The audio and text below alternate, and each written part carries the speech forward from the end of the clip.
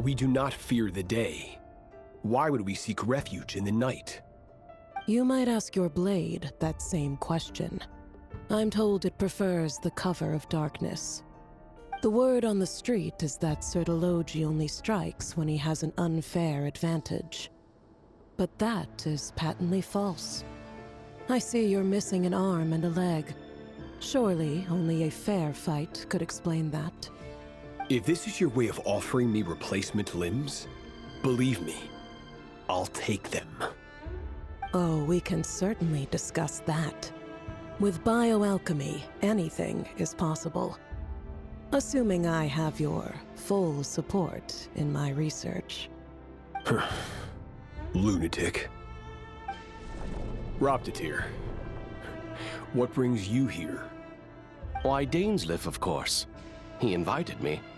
Please, cast aside your apprehensions, Miss RHINDOTTIR. Whatever the rumors may say, I am but a humble servant of the king, and I can assure you he affords me no greater convenience than he does you.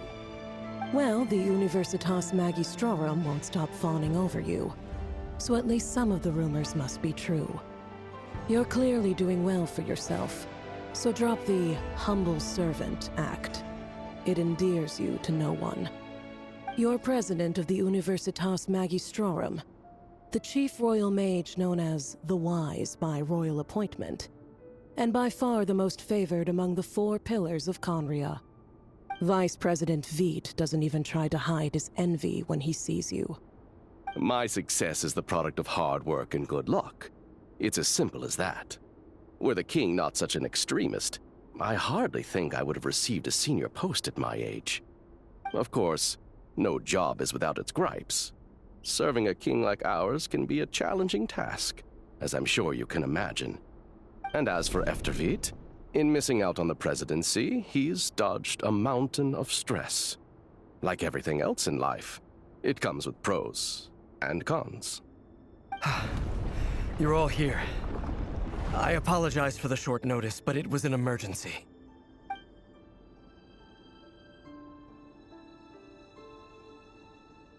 You must be RHINDOTTIR. Mr. Sertologi. Yes, I handled your case file during your sentencing. Nothing personal, of course. I'm pleasantly surprised that you remember me. You're clearly a person of substance if you've been invited here. But Dainsleif, you'd better have a very good reason for convening this little gathering. It's my brother, Vedofenir. After he spoke at the court this morning, the king was so infuriated by his words that he had him blinded in both eyes and thrown in prison. Vedofenir in prison? Strange. I thought the king trusted him and RHINDOTTIR more than anyone else in the world.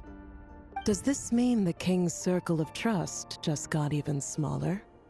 It has nothing to do with trust. It's about what the king wants, which is as clear as day to anyone paying attention. I simply appease him, because it's in the best interests of the Universitas Magistrorum. And also because you're slimy.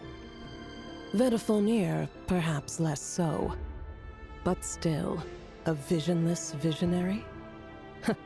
It rather inclines me to think that qualifications are not what get you ahead in Khaenri'ah. Do you honestly think this is an important discussion to be having right now?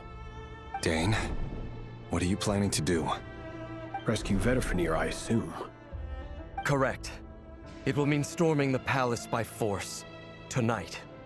I need all of you on my side. That's far too dangerous.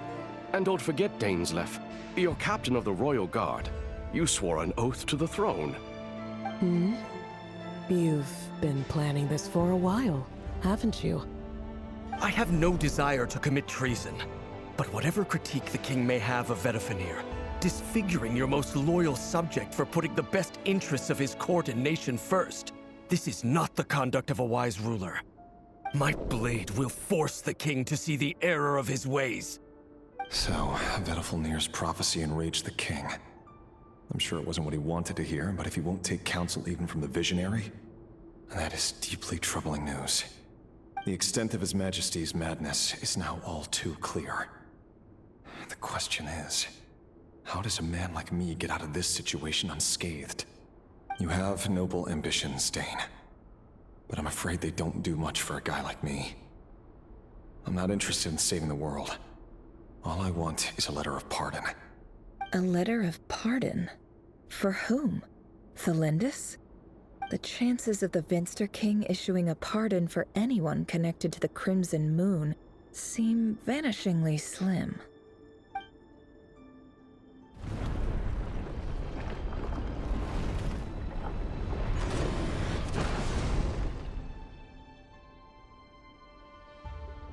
This black fog over the board must have some connection to Thelindis.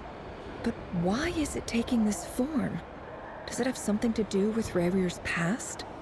Another mystery I'll need to unravel.